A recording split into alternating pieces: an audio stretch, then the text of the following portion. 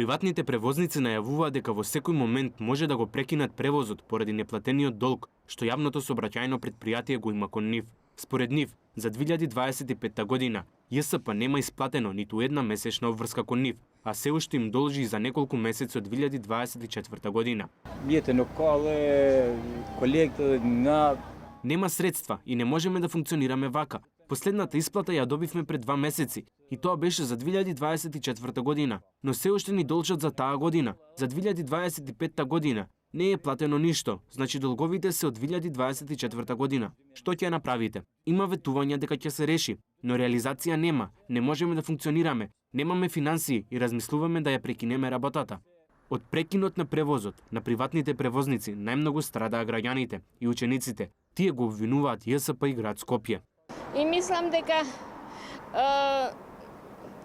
малци им се обрнува внимание на приватниците. Приватниците имаат големи проблеми, да се разбереме. Не може да зависи од градски кога ќе им префрлат пари и како. Нив им требаат пари за да стават гориво, за да можат да обслужуваат.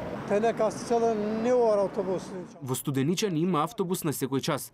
Тоа е малку, треба да има на секој половина час. Како патуваат учениците?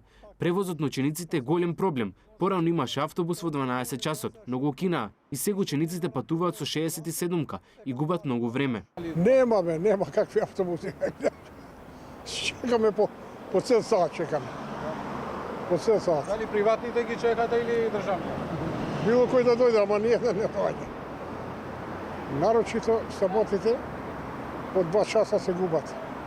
Чекај после по патот. Ниту ЈСП, ниту град Скопје одговорија на прашањата за актуелната состојба со превозниците. Во наредните денови останува да се види дали ќе се врати хаосот со јавниот превоз во Скопје.